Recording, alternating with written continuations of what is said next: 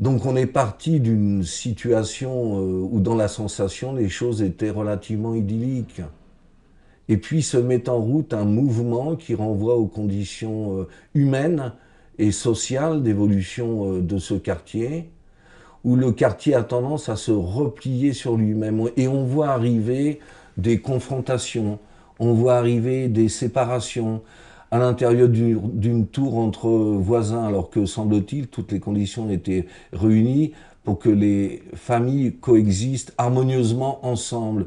Et puis, on voit arriver une autre confrontation dans le rapport aux rives de Seine, où il y a une cassure qui passe dans la géographie, dans l'espace et dans les rapports entre les gens. Et cette cassure, elle nous parle aussi de la question de la richesse et de la question de la pauvreté. Les années 78-80 à Choisy-le-Roi sont des années où on vit une grande désindustrialisation de la ville.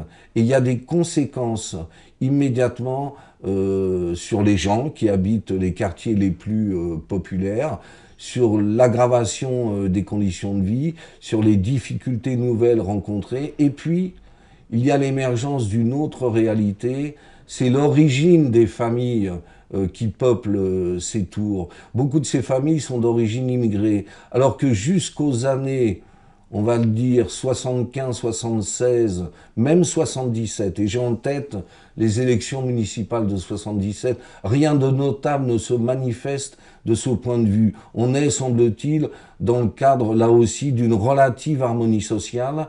À partir des années 80, quelque chose se disloque, quelque chose naît en termes de séparation, voire même, quelquefois, en termes de racisme.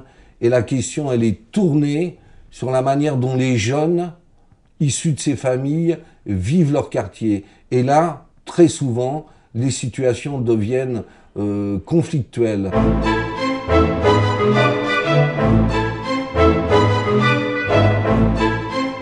La rénovation de Choisy, puisque j'assiste régulièrement aux réunions de la mairie de par Monsieur le Marchand. Moi-même, donc en tant qu'amicale, je suis en contact permanent avec Val-Office par rapport aux différents travaux qui se mettent en route. Et il est vrai que là, vu ce qui se passe dans mon quartier, il y a eu une évolution impressionnante entre la rénovation donc, du terrain, puisqu'en ce moment c'est cette question-là. Et il est vrai que c'est un tournant pour nous, parce que moi j'ai connu à l'époque, quand je suis arrivée ici, donc comme je l'ai dit en 81, mais bien après 81, on a eu une rénovation totale du quartier le long du marché. Et c'était encore une rue, je me souviens, c'était une rue où on pouvait se garer encore à l'époque jusqu'à la place de l'église, qui était en travaux. Donc, et après, on a vu l'évolution de la place, qui s'est faite, les marronniers, toute la place entre Barbus et Carnot, en fait. Et donc, c'est vrai que là, on sent une transformation énorme entre ce qu'on a vécu jusque-là et ces travaux qui se font. Et franchement, je pense que ça donnera quelque chose de bien. Je pense.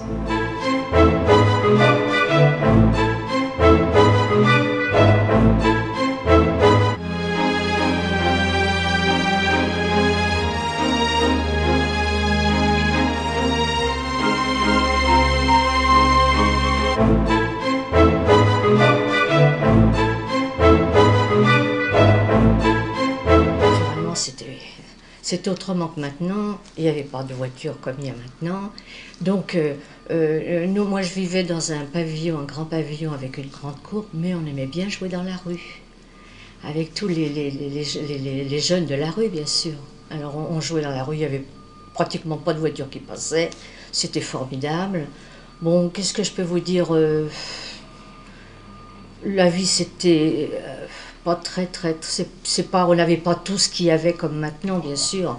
On avait on manquait de beaucoup de choses. Puis en plus, on a connu la guerre. Moi, à la fin de la guerre, j'avais 10 ans. Sur la place de l'église, il y avait des peintres, le dimanche, qui faisaient, même, je sais plus, il y avait eu le jeudi peut-être aussi, mais enfin le dimanche surtout. Moi, j'y venais le dimanche, parce que la semaine, je travaillais, donc le dimanche, on venait, il y avait des peintres qui étaient un peu partout.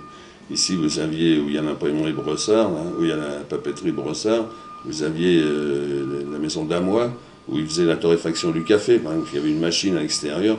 Quand vous passiez la rue Louise Michel, vous sentiez l'arôme du café. C'était un plaisir de venir à Choisy parce qu'il y avait des arômes, il y avait tous les gens se connaissaient. Tous les copains de Thiers, Choisy, tout ça, ça se connaissait. On faisait des championnats de baby-foot pas loin de là. Il y avait des cafés, on faisait des championnats de baby-foot. Nous, on n'avait pas de télé, pas de ceci.